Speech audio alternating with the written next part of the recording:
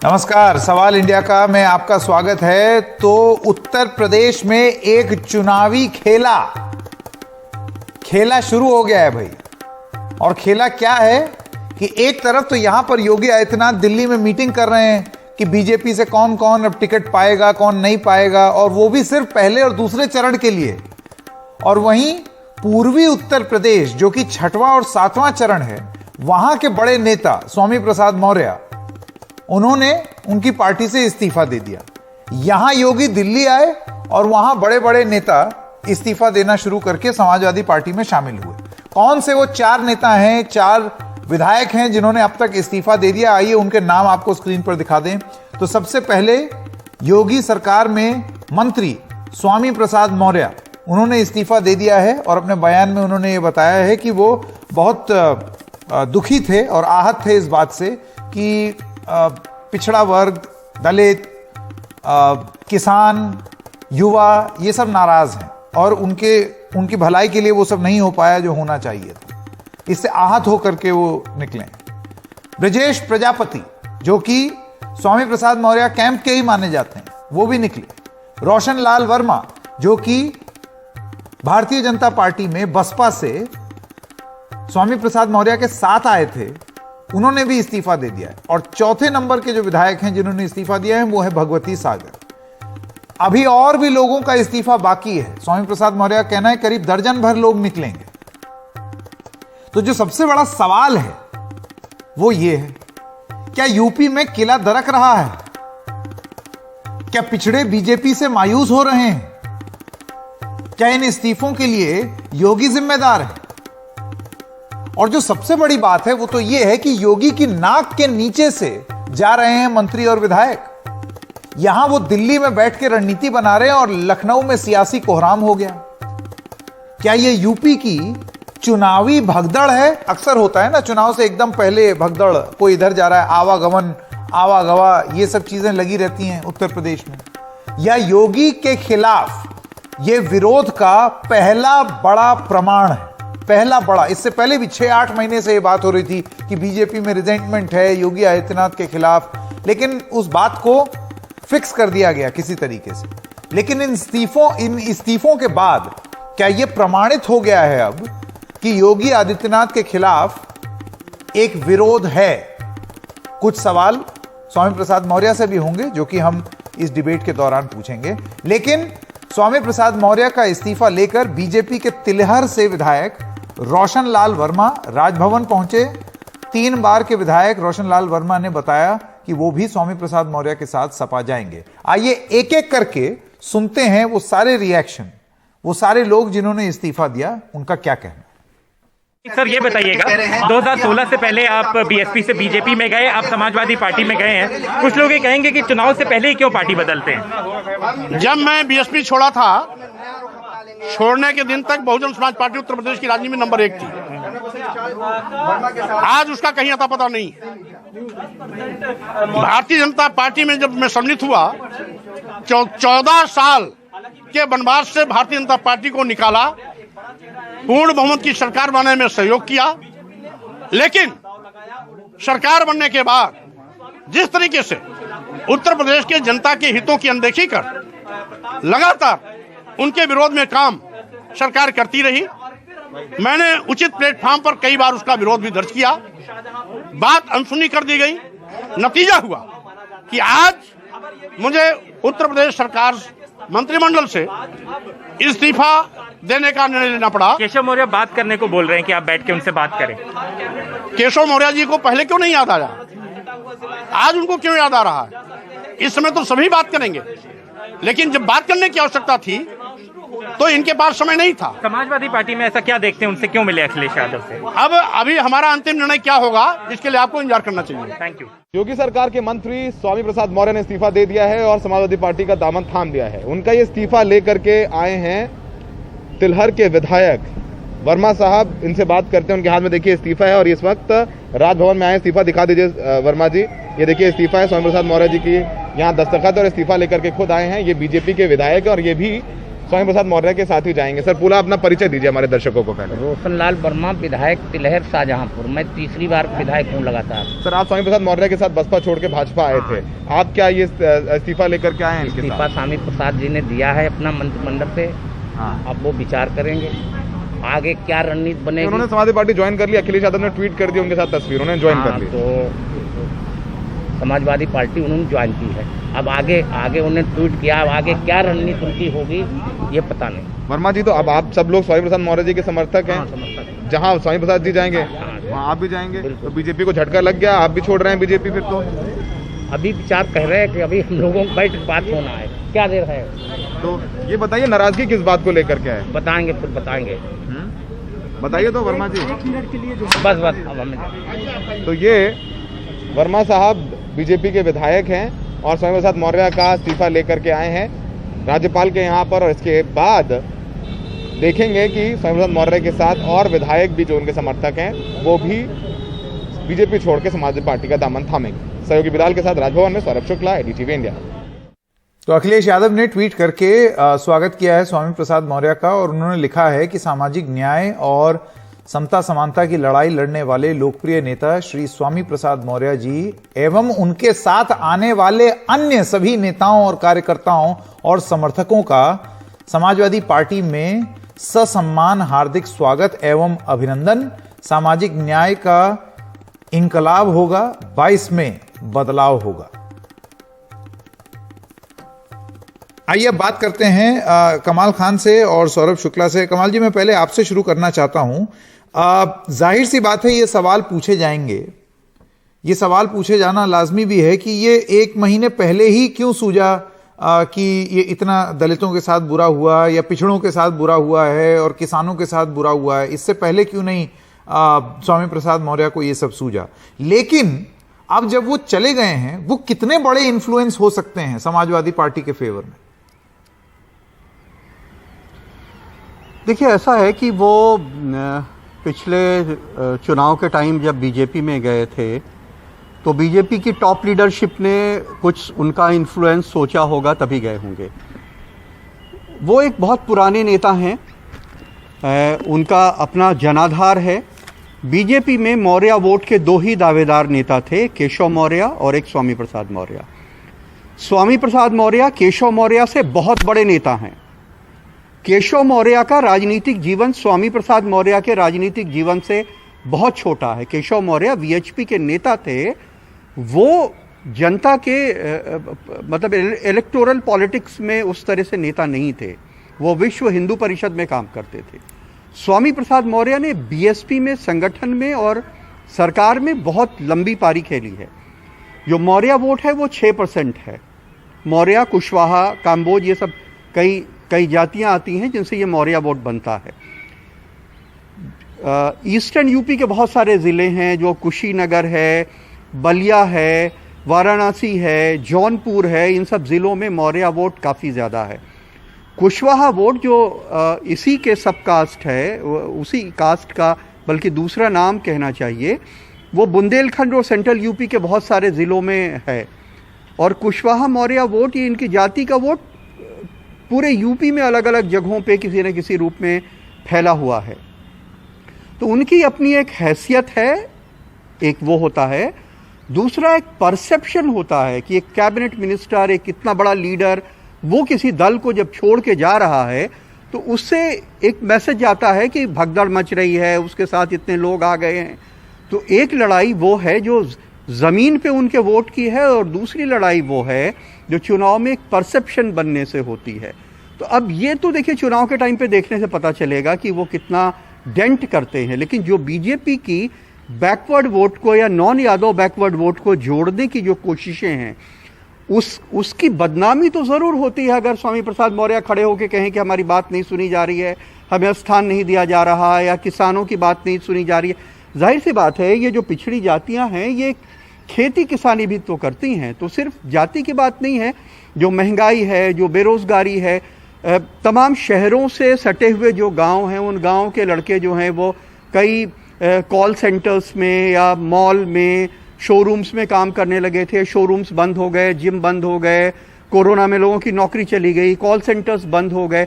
तो ये जो तबाही आई है इसका असर गांवों के ऊपर भी पड़ा है, और उनमें बड़ी तादाद में ये सब छोटी जातियों के लोग भी हैं जो जिनके ऊपर असर पड़ा है। तो ये असर सिर्फ अकेला नहीं होता कि जैसे सिर्फ मौर्य के ऊपर पड़ा या सिर्फ कुशवाहा के ऊपर पड़ा, उससे जुड़ी हुई बहुत सारी चीजें होती हैं जो कुल मिलकर के असर डालती हैं। जी बिल्कुल। सौरभ शुक्ला, अब मैं आपके पास आना चाहता हूं। नीता शर्मा भी हमारे साथ जुड़ गई हैं। नीता शर्मा इसलिए जुड़ी हैं क्योंकि एक बड़ी रोचक चीज हो रही है। ये सारी चीजें जब उत्तर प्रदेश में लखनऊ में हो रही हैं तो योगी आदित्यनाथ यहां दिल्ली में हैं अपनी यूपी की रणनीति बनाने के लिए। वो यहां दिल्ली आए और पीछे से जमीन खिसक रही है। सौरभ शुक्ला, मैं आपसे जानना चाहता हूं, आपने 2-3 विधायकों से बात भी की, क्या समझ पाए हैं आप और कितने लोग हैं? क्योंकि अखिलेश यादव ने यह बोला है कि सारे जो लोग उनके साथ आएंगे उन सबका स्वागत। तो ये सारे में कितने लोग हैं? देखिए, जो अभी तक तो स्वामी प्रसाद मौर्य को मिलाकर के 4 विधायक हैं, और ये स्वामी प्रसाद मौर्य के बारे में आपको कमाल सर ने बताया, बहुत अच्छे तरीके से उन्होंने बताया कैसे वो ओबीसी नेता हैं और बड़े नेता केशव प्रसाद मौर्य के अलावा।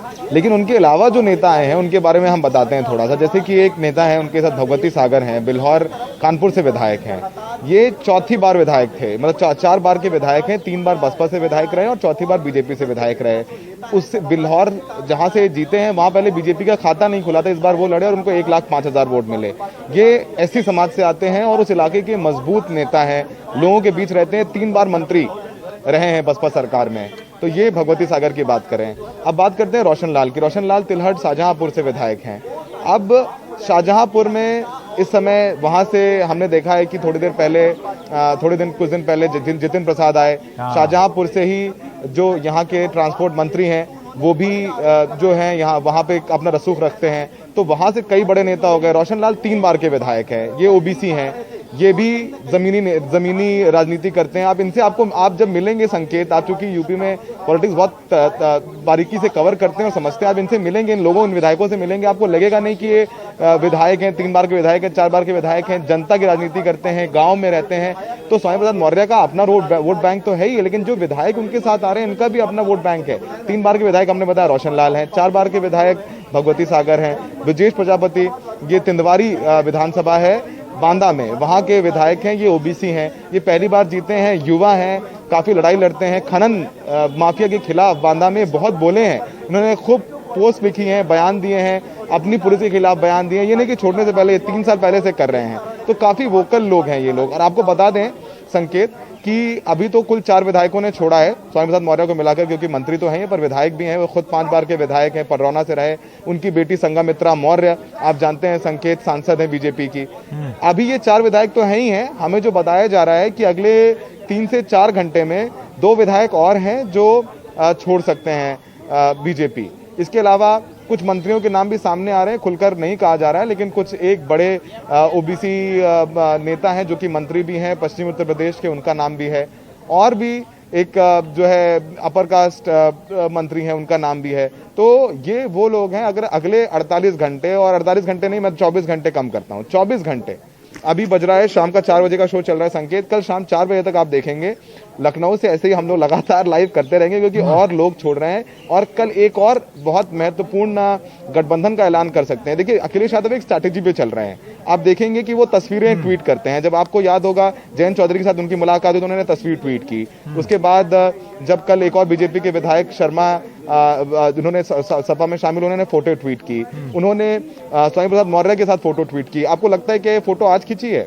इसकी पटकथा पहले लिखी जा चुकी थी। ऐसी कुछ और तस्वीरें हैं संकेत जो समाजवादी पार्टी के अध्यक्ष अखिलेश यादव के साथ खींची जा चुकी हैं। बस समय आने पर उनको रिलीज किया जाता है। ये जो रेनबो अलायंस बना है, इसके क्या मायने होंगे उसके बारे में भी चर्चा करेंगे। लेकिन ये बड़ी अहम बात है कि अभी और गठबंधन होने बाकी हैं, अभी और इस्तीफे होने बाकी हैं, और अगले जो 24 घंटे होंगे वो बड़े रोचक होंगे।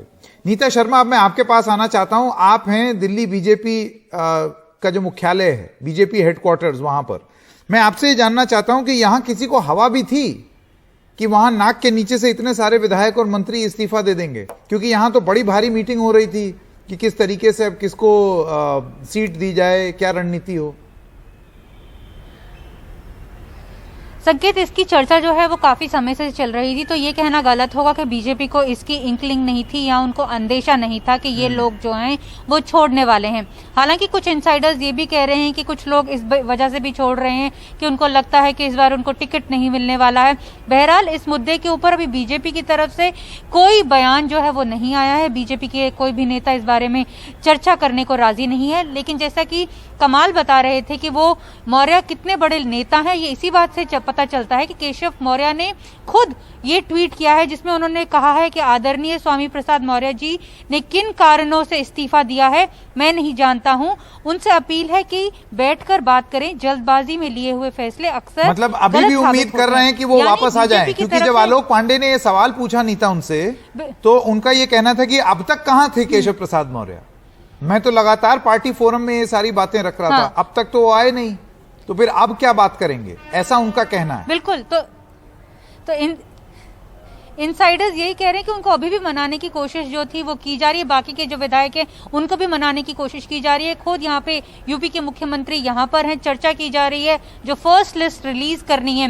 हालांकि आज जो है वो कर्सरी तौर पर ही जो है वो चर्चा की जा रही है, क्योंकि माना जा रहा है कि फर्स्ट लिस्ट जो है वो 15 और 16 फरवरी के बीच में आएगी।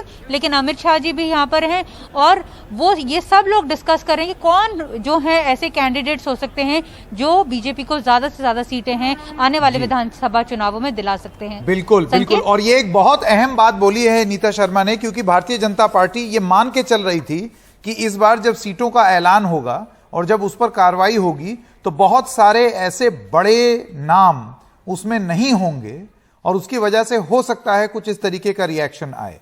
लेकिन यह रणनीति काम करेगी या नहीं, यह बहुत बड़ी बात होगी, क्योंकि स्वामी प्रसाद मौर्य का एक बड़ा रसूख है, वो एक बड़े नेता हैं और उनका इन्फ्लुएंस और बाकियों का इन्फ्लुएंस भी था, जिसकी वजह से यह बीजेपी का 300 प्लस का आंकड़ा हुआ।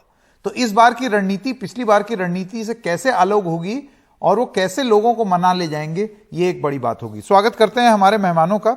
रामदत्त त्रिपाठी वरिष्ठ पत्रकार हमारे साथ जुड़ गए हैं, नाहिद लारी खान प्रवक्ता Samajwadi party, doctor M.H. Khan नेता हैं बहुजन समाज पार्टी के, जिनकी पार्टी से ओरिजिनली टूट करके स्वामी प्रसाद मौर्य जी बीजेपी गए और अब सपा की ओर चल दिए, और आलोक वत्स नेता भारतीय जनता पार्टी। आप चारों लोगों का बहुत बहुत स्वागत। रामदत्त त्रिपाठी जी, मैं पहले आपसे शुरू करना चाहता हूं। एक बात ये बोली जा रही है कि बहुत सारे ऐसे लोग, हालांकि बीजेपी अगर आप देखें ओपनली ये चीज नहीं कह रही है कि चले गए तो अच्छा हुआ और ये सारी बातें, वो अभी भी मनाने की कोशिश कर रही है कि स्वामी प्रसाद मौर्य जी के पास जो भी कारण होंगे हम चाहते हैं कि वो बैठ के बात कर लें और हम उसको सुलझा लें।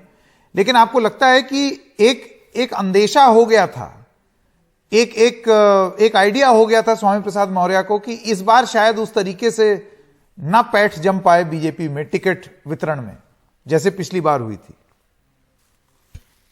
नहीं, मुझे लगता है कि टिकट वितरण बहुत छोटा मामला है और स्वामी प्रसाद मौर्य का टिकट नहीं मिलेगा उनको, ये मुझे नहीं लगता है। हाँ, ये जरूर चर्चा है कि शायद वो अपने बेटे को भी चाहते थे या चाहते हैं और बेटे वाला हो सकता है मामला अभी ना क्लियर हुआ हो। लेकिन मुझे लगता है कि इतनी ही बात नहीं है। अगर देखिए स्वामी प्रसाद मौर्य, जैसे कि कमाल ने बताया था कि बहुत पुराने लीडर हैं, जमीन से जुड़े लीडर हैं और ऐसा नहीं कि एक कोने में रहते हैं। देखिए वो रहने वाले प्रतापगढ़ के हैं, प्रतापगढ़ रायबरेली में असर है, इलाहाबाद के पढ़े हैं, कुशीनगर पडरौना से खुद MLA रहे, चुनाव लड़ते रहे, बेटी उनकी पहले मैनपुरी से लड़ती थी, अब बदायूं से सांसद है। तो आप समझ सकते हैं कि वो एक यूपी के लीडर हैं और मुझे लगता है और हर जगह वर्चस्व कायम किया है। हाँ, तो पल्स उनको पता चली होगी कि भाई पल्स क्या है, लोगों की पल्स क्या है। और देखिए एक चीज लोग नहीं समझ पा रहे हैं अंडरकरण की रूरल डिस्ट्रेस बहुत है, उसको आप अलग अलग उसके लक्षण हैं, चाहे वो किसान आप ले लीजिए, चाहे जो नौजवान आए हैं बड़े बड़े शहरों से वापस आए हैं, नौकरियां नहीं मिल रही हैं। तो उस रूरल एड्रेस जो डिस्ट्रेस है, जो ग्रामीण अर्थव्यवस्था की परेशानी है लोगों की, चाहे वो किसान हो, और आप देखिए उसमें छुट्टा जानवरों का भी मामला है, चढ़ जाते हैं, जो बोते हैं वो भी चढ़ जाते हैं, दाम नहीं मिलता। इस समय धान खरीद में इतनी समस्या थी कि पूछिए नहीं कि लोग नहीं बेच पा रहे थे। तो ये सारे तमाम फैक्टर थे, तो लोगों की नाराजगी है कहीं कहीं और इन लोगों। लेकिन त्रिपाठी जी, ये सवाल ये भी तो पूछा जा सकता है मौर्य जी से कि आपको ये सारी चीजें चुनाव से 1 महीने पहले ही याद आई? अगर इतनी नाराजगी थी तो आप पहले कदम ये उठा लेते। देखिए संकेत, हर चीज का समय होता है। पहले क्या करते, एक बात। दूसरी बात यह है कि भाई यूपी में इतना डर का माहौल था, इतना आतंक का माहौल था। एक मिनी इमरजेंसी, आप लोग भी बहुत सारे एनालिस्ट कहते थे कि भाई इमरजेंसी टाइप है। तो आप याद करो कि भाई जब इमरजेंसी थी 75 में हम तो जेल से निकले थे, तो जेल में थे इमरजेंसी में। तो जब चुनाव की जब तक घोषणा नहीं हुई थी, लोग बने हुए थे कांग्रेस में। जब चुनाव की घोषणा हुई और जैसे ही हुआ कि रिलैक्स हुआ माहौल, अब चुनाव की यहाँ घोषणा हो गई है, सरकार में एडमिनिस्ट्रेशन भी थोड़ा रिलैक्स है, लोगों को मालूम है कि ऐसे ही डीएम एसपी नहीं भेज देंगे, बुलडोजर ऐसे नहीं चल पाएगा।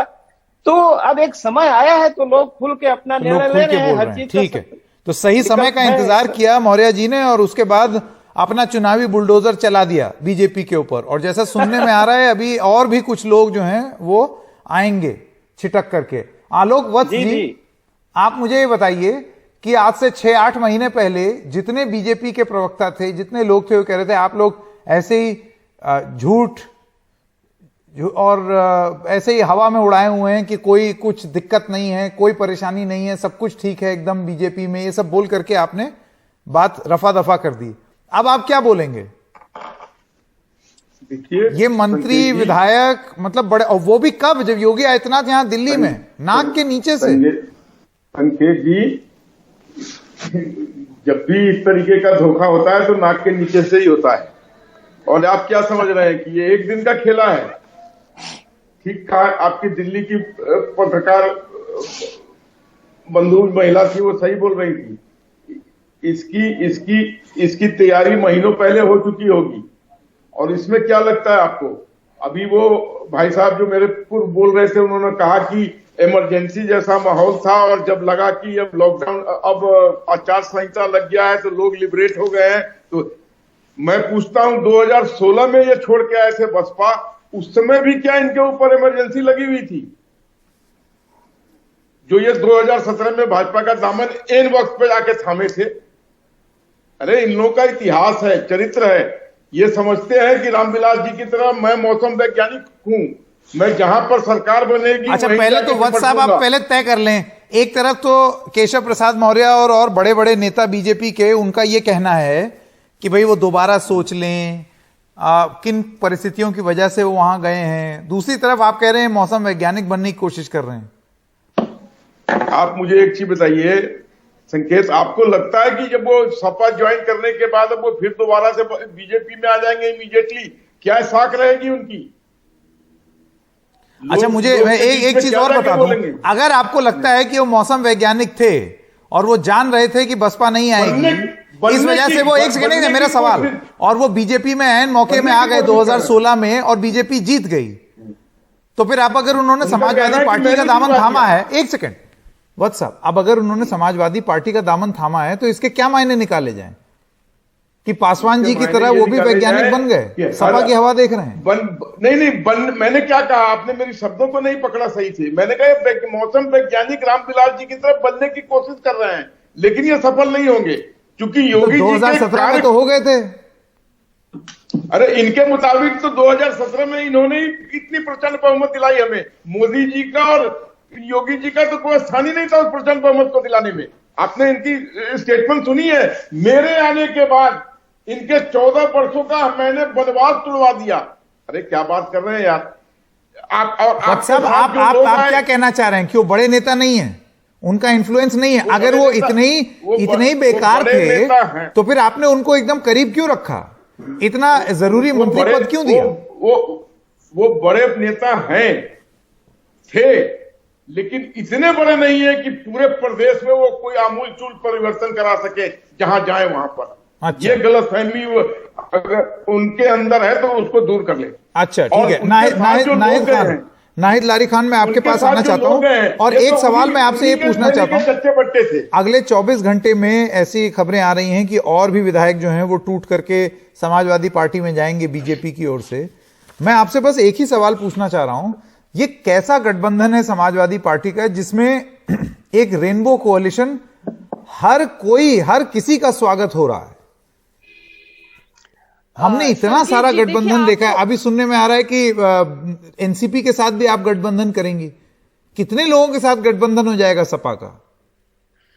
देखिए संकेत जी, जो लोग भी समाजवादी पार्टी के साथ इस वक्त जुड़ रहे हैं या गठबंधन कर रहे हैं या ज्वाइन कर रहे हैं, वो सब समझ रहे हैं कि माननीय अखिलेश यादव जी एकमात्र ऐसे नेता हैं जिनका दिल शोषितों, वंचितों, पिछड़े, दलितों के लिए धड़कता है, और केवल वो ही एकमात्र ऐसे नेता हैं जो उत्तर प्रदेश को इस जुल्मी भाजपा सरकार से मुक्ति दिला देंगे। आपको मैं बताऊं कि 10 मार्च को 10 नंबरी भाजपा का पूर्ता सफाया होना तय, और ये 10 नंबरियों का चेहरा उजागर हो गया कि भाजपा शोषितों, वंचितों, ब्राह्मणों, पिछड़ों, दलितों, नौजवानों, किसानों, महिलाओं और बेरोजगारों की घंघोर विरोधी है। और आप ये समझे कि ये जो रेत का ये जो नुमाइशी किला भाजपा ने बना रखा है, ये 10 मार्च को पूर्ता ध्वस्त होगा, भूरता धराशायी होगा।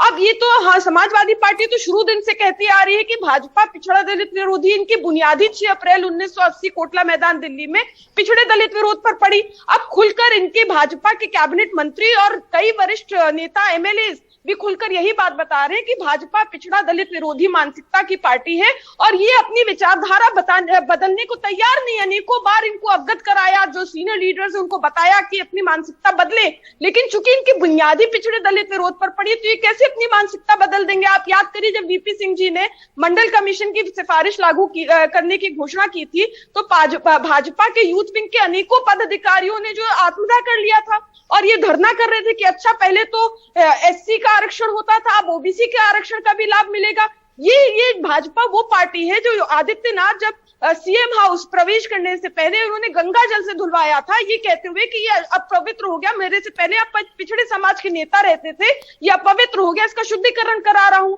अभी आप ये समझिए कि जो जहां तक हमें सूचना है, आने वाले दिनों में आपको बहुत जल्द मालूम हो जाएगा, अभी 10-12 और भाजपा के ऐसे मंत्री हैं और लगभग 67 एमएलए हैं भाजपा के, जो जल्द से जल्द जो सपा ज्वाइन करेंगे। ये आंकड़े जरा फिर से दोहराइए। तो आपका ये कहना है कि 1 दर्जन मंत्री और कितने विधायक?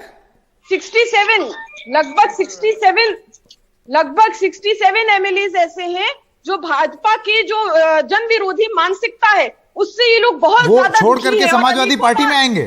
जी, अनेकों बार इन लोगों ने अवगत कराया। अब मैं आपसे एक सवाल और पूछना चाहता हूं, नाहिद लारी खान, अगर इतने सारे लोग आ जाएंगे, 12 मंत्री और 67 विधायक, इनको आप टिकट कहां से देंगी?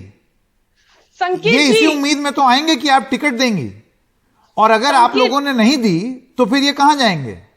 संकेत जी, इसकी चिंता ना करें, आप ये समझिए कि सपा के आपके अपने लोग नाराज हो जाएंगे अगर आपने इनको टिकट दी। मैं आपको बता रही हूँ सपा के अध्यक्ष, राष्ट्रीय अध्यक्ष माननीय अखिलेश यादव जी बहुत ही सक्षम हैं, वो हर फैसले बहुत अच्छे से लेंगे और लेते आ रहे हैं, इसलिए इसकी चिंता कोई ना करे। आप ये समझे जिस प्रकार से आज उत्तर प्रदेश में जो है हर तरफ से जनमानस, जिस तरह से उत्पीड़न हो रहा है जनमानस का, नौजवान बेरोजगार है, महंगाई चरम पर है, और कोरोना काल की जो भयावह मंजर है वो तो मैं अनेकों बार कह चुकी हूँ कि उसका भयावह मंजर की फोटो जो है लोगों के जनमानस के आंखों में छप अच्छा, गई है। चलिए खान साहब, मैं आपके पास आना चाहता हूँ, डॉक्टर एमएच खान। कोरोना काल में शमशान घाट, नदियां, घाटे पट्टी पड़ी रहे शबों से। अभी हम आगे भी चर्चा करेंगे, ये सारे सवाल पर वक्त साहब का जवाब भी लेंगे। हाँ नहीं जी, रुकिए, आईसीयू, एम्बुलेंस, हर चीज में भ्रष्टाचार। अच्छा ठीक है, एक सेकंड, डॉक्टर एमएच खान, मैं आपके पास आना चाहता हूं। ये सब ओरिजिनली कौन सी पार्टी में थे? बहुजन समाज पार्टी। बीएसपी का सोशल इंजीनियरिंग का फॉर्मूला पहले लगा बीजेपी में और अब लगेगा समाजवादी पार्टी में।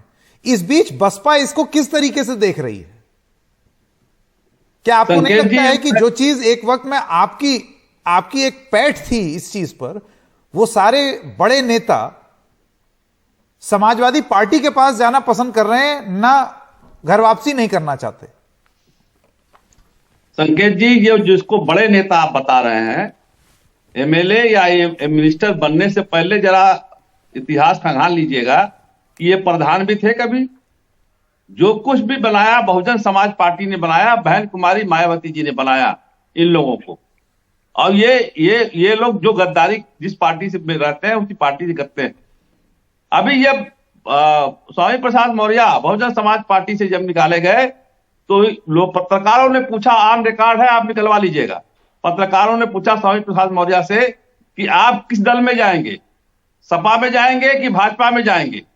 स्वामी प्रसाद मौर्य ने साफ साफ कहा था कि सपा गुंडों की पार्टी है, भाजपा सांप्रदायिक पार्टी है, हम आपको बताएंगे किस पार्टी में जाएंगे, और बाद में घूम फिर के वो भारतीय जनता पार्टी में चले गए। तो इनकी बात का कोई भरोसा नहीं है, इनकी बात का कोई पक्का माने मत समझिए क्या करने वाले हैं। ये दल बदलू लोग हैं, ये मिजाज के नहीं है। कि भारतीय जनता पार्टी में 5 साल रह के भारतीय जनता पार्टी के वो उसूलों को उन्होंने अडॉप्ट किया, आज वही चीज लाके समाजवादी पार्टी में अडॉप्ट कराना चाहते हैं। तो ये इसका मतलब ये हुआ समाजवादी पार्टी में कोई आदमी नहीं है, इनके पास कोई नेता ही नहीं है। वो बहुजन समाज पार्टी से निकाले हुए लोगों को ही अपने पार्टी में ले रहे हैं। इनके पार्टी में सारा मामला खाली है, तो इनके पार्टी को लोग क्या करेंगे। हमने जिनको निकाला, जिनको हमने कूड़ा का बड़ा समझा, उसको ये कह रहे हैं नेता, बड़ा नेता। बड़ा नेता तो हमने बनाया ना, 5 बार 3 बार 4 बार एमएलए हमने बनाया। इन्होंने अपने आप से कहा नेता बनेंगे, इनको बनाने का अच्छा ठीक है, मैं समझ गया, आपकी बात का सार समझ गया। तो ऐसा है नाहिद लारी खान, इससे पहले कि हम आलोक वत्स के पास वापस जाएं, ये बात तो खान साहब आप भी मानेंगे, भले ही वो फले फूले बसपा में हो, लेकिन अब वो बड़े नेता हैं और एक ट्रैक रिकॉर्ड है, ठीक है। इसके अलावा अब आप और बड़े नेता बना रहे हैं, वो बात अलग। लेकिन नाहिद लारी खान, अगर आप एमएच खान साहब को सुने, उनका संकेत जी करेक्टर क्या हुआ। कभी आप भाजपा का आइडियोलॉजी में घूमेंगे, कभी गुंडों की आइडियोलॉजी में घूमेंगे, तो नेता कहां किस बात के हुए। आप तो स्वार्थी निकल गए ना, जनता समझ रही स्वार्थी है। नाहिद लारी खान, पार्टी तो नेता निकलता, नेता जाता। नाहिद लारी खान, आपने सुना बसपा के जो प्रवक्ता हैं, उनका यह कहना है कि ये जो रिवॉल्विंग डोर नेता हैं, ये आप लिए जा रहे हैं, ये लैक ऑफ कन्विक्शन दिखाता है आपकी अपनी पार्टी में कि आप खुद नेता बना नहीं सकते और बाहर से इंपोर्ट कर रहे हैं। देखिए संकेत जी, सबसे पहले तो मैं ये बताना चाहूंगी कि माननीय स्वामी प्रसाद मौर्य जी नेताजी के साथ लोकदल में थे। ये सबसे पहले नेताजी के साथ थे लोकदल में। और जिस भाषा का प्रयोग एमएच खान साहब कर रहे हैं, कूड़ा करकट, देखिए राजनीति में किसी भी दल का कोई भी नेता हो, चाहे सपा का, बसपा का या भाजपा का या अन्य किसी पार्टी का, उनको किसी राजनीतिक व्यक्ति को कूड़ा करकट कहना ये बात उचित नहीं है। राजनीति में ऐसी बातें नहीं करनी चाहिए। देखिए जब आप बोल रहे थे तब मैं नहीं बोल रही थी। एमएच खान साहब, देखिए आप थोड़ा भाषा की मर्यादा को समझे। आप क्यों बीच में इतना मिला रहे हैं, आप क्यों बोल रहे हैं। लड़ाई आपकी बहन नहीं, आप तो कहीं लड़ाई नहीं है, लड़ाई तो समाजवादी वर्सेस भाजपा है। आप बिना वजह अपना टाइम वेस्ट कर रहे हैं। आपसे कहाँ कोई कुछ कह रहा है। जबरदस्ती कुर्सी पर बैठ जाए वही अरे जनमानस की निगाहें आज की डेट में माननीय अखिलेश यादव जी के ऊपर टिकी हुई है। आज की डेट में माननीय अखिलेश यादव जी की ओर जनमानस देख रहा है। नौजवान, किसान, बेरोजगार, महिलाएं, वंचित, शोषित, पिछड़े, दलित, हर वर्ग के लोग, ब्राह्मण, हर वर्ग के लोग माननीय अखिलेश यादव जी की ओर आस भरी निगाहों से देख रहे हैं। आप कहाँ बीच में लड़ाई में आ गए, आप कहाँ बीच में लड़ाई में आ गए। आप मुझे बात संकेत जी, मुझे अपनी बात पूरी करने दें। अच्छा एक एक करके डॉक्टर खान और नाहिद लारी खान, एक एक करके, एक सेकंड, ऐसे बहस नहीं प्लीज, एक एक करके। मैं आलोक वत्स के पास जाना चाहता हूं। पहले आलोक वत्स, मुझे आप ये बताइए, बात कंप्लीट करने दे संकेत जी, जल्दी से मुझे बात। देखिए जिनको ये कूड़ा करकट बता रहे हैं स्वामी प्रसाद मौर्य जी, तो अब ये जनमानस भी समझ रहे कि जेएसपी का स्टैंड है कि पिछड़े वर्ग के लोग जो एक कूड़ा करकट है, ये सिर्फ मौर्य जी को नहीं बोल रहे, ये समस्त पिछड़े वर्ग को बोल रहे हैं कि कूड़ा करकट किया जाएगा। मुलायम सिंह यादव से लेकर के अखिलेश यादव तक मुझे यहाँ बीच में आना पड़ेगा, मैं इंटरव्यू करूंगा क्योंकि ऐसे हमारे दर्शक कुछ नहीं समझ पाएंगे, ऐसे हमारे दर्शक कुछ नहीं समझ पाएंगे।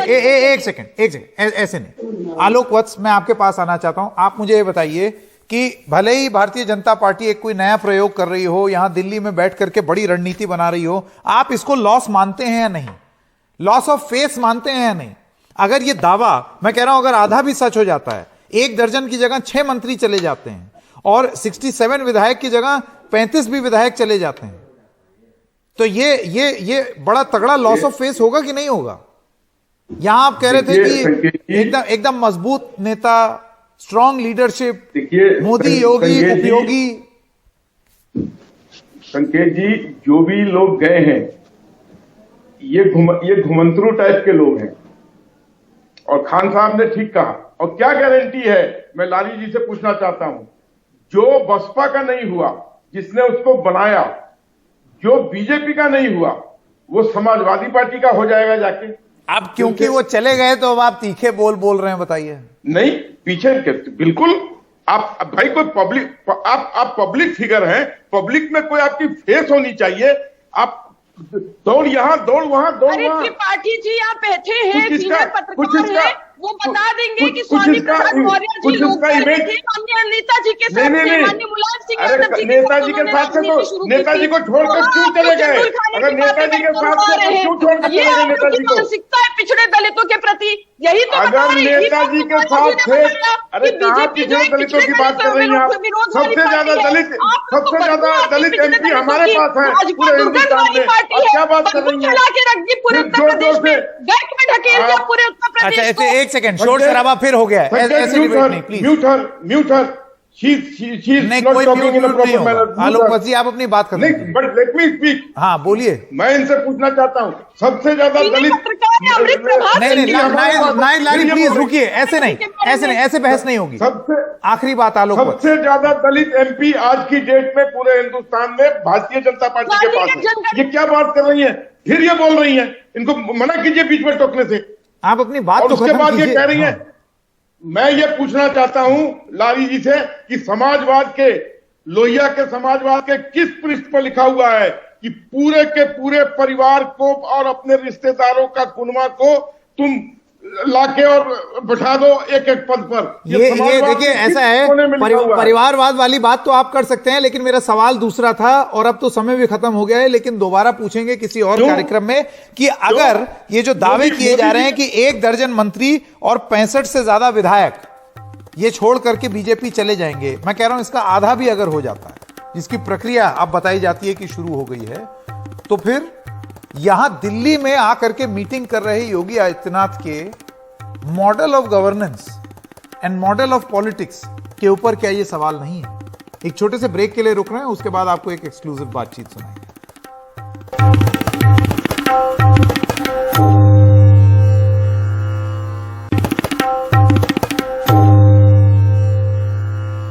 उत्तर प्रदेश में चुनावी अभियान तेज हो रहा है। मेरे साथ राकेश टिकैत हैं, पश्चिमी उत्तर प्रदेश में, जहां पर आपने सबसे ज्यादा मेहनत की है पिछले कुछ साल में। इस बार राकेश टिकैत के लिए सबसे अहम चुनावी मुद्दा क्या है पश्चिमी उत्तर प्रदेश में? देखो, उत्तर प्रदेश 5 उसमें चुनाव है पूरे देश भर में, और उत्तर प्रदेश में पूरे में चुनाव है। पश्चिमी उत्तर प्रदेश में चुनाव नहीं है, पूरे प्रदेश में है चुनाव। और चुनावी जो मुद्दे हैं वे गांव, गरीब, किसान, आदिवासी, महिला, इनके सबके मुद्दे हैं। बेरोजगारी का बड़ा मुद्दा है, ये सारे इशू रहेंगे। खास करके हम किसान की बात करें और पूरे उसमें फसलों के दाम का बड़ा सवाल है, एमएसपी पे खरीद हो, वो एक बड़ा सवाल रहेगा। गन्ने का भुगतान का रहेगा, गन्ने का रेट का रहेगा, और पूरे प्रदेश में बिजली के रेट सबसे ज्यादा है, वो एक बड़ा इशू यहाँ पर रहेगा। बेरोजगारी, तो ये सारे इशू हैं। एमएसपी पर एक कमेटी बनेगी, ये ऐलान प्रधानमंत्री ने किया था जी। अब कैसे देखते हैं? अभी तक इस पर कोई ज्यादा फॉरवर्ड मूवमेंट नहीं हो पाया। हाँ, हुआ नहीं, और ये एक समझौते के आधार पे बातचीत सरकारों से हुई थी, और 15 तारीख को एसकेएम की बैठक है, उसमें आगे की रणनीति बनेगी। अभी तो क्योंकि 2 महीने हैं, चुनाव चल रहा है, वो कमेटी बनाएगी नहीं बनेगी, क्या भी होगा, तो हम 15 तारीख में इसमें पूर्ण रूप से फैसला लेंगे। अब 15 तारीख को फैसला 15 तारीख में लेंगे। 15 तारीख को फैसला लेंगे। पर आपको लगता है कि जो किसान आंदोलन हुआ, जिसमें पश्चिमी उत्तर प्रदेश और दूसरे इलाकों के भी किसानों ने भी भाग लिया था, आपको लगता है कि ये इस आंदोलन का कहीं ना कहीं एक छाया है पूरे चुनावी प्रक्रिया में? बिल्कुल है। कोई भी पॉलिटिकल पार्टी है वो आज किसान का नाम ले रही है, अपने घोषणा पत्र में किसान की चर्चा करती है। माइक पे, मंच पे जाएंगे तो प्रेस के लोग उनसे सवाल पूछते हैं किसान के बारे में, गांव के बारे में, एजुकेशन के बारे में, हेल्थ के बारे में। तो ये सारे सवाल आज पॉलिटिकल पार्टी से पूछे जा रहे हैं। पहली बार आपको लगता है कि किसानों के से जुड़े जो मुद्दे हैं वो सबसे अहम बनकर उभरे हैं? बिल्कुल उभरे हैं। और अगर देश के प्रधानमंत्री जी कहीं जाते हैं, कोई मुख्यमंत्री कहीं जाता है, तो किसान का नाम जरूर आता है। तो इस आंदोलन से यह हुआ कि किसान का नाम चर्चा में आया है।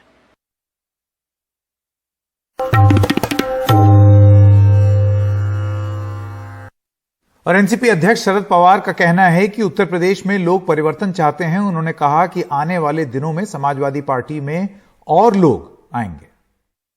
आज मौर्य जी ने जो इस्तीफा दिया मिनिस्ट्री से और पार्टी से, और इस्तीफा देकर समाजवादी पार्टी को सहयोग देने की बात उन्होंने कही। और आज 9 से शुरुआत है, आप देखेंगे अगले कुछ दिनों में हर दिन कोई न कोई नया चेहरा वहाँ से छोड़कर यहाँ आएगा। भाई लोग चाहते हैं परिवर्तन करने के लिए। जिस तरह की बात वहाँ कही गई, जिस तरह का भरोसा दिया गया लोगों का, इसमें कोई सच्चाई नहीं। ये बात उत्तर प्रदेश की जनता के सामने आई है।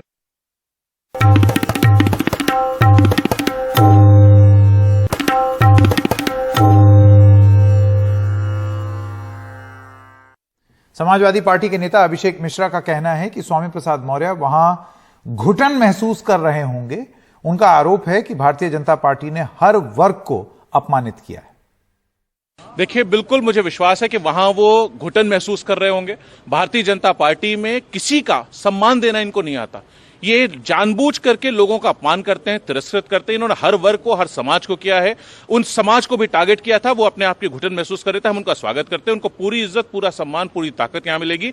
और आज की तारीख में पूरी भारतीय जनता पार्टी में अगर आज माननीय राष्ट्रीय अध्यक्ष जी मन बना लें और हां कर दें, तो आप देखोगे कितनी भारी संख्या में भारतीय जनता पार्टी के मंत्री, भारतीय जनता पार्टी के सांसद, भारतीय जनता पार्टी के विधायक आज समाजवादी पार्टी ज्वाइन करना चाहते हैं। वो तो अब राष्ट्रीय अध्यक्ष जी को निर्णय लेना है, उस पर वो निर्णय लेंगे, वक्त आ रहा है। लेकिन मैं उनका स्वागत करता हूं और मुझे विश्वास है कि उनके आने से भारतीय जनता पार्टी कमजोर हुई है और समाजवादी पार्टी मजबूत हुई है। सरकार बनने जा रही है, बहुमत की सरकार बनेगी, उसमें उनका भी साथ और योगदान रहेगा।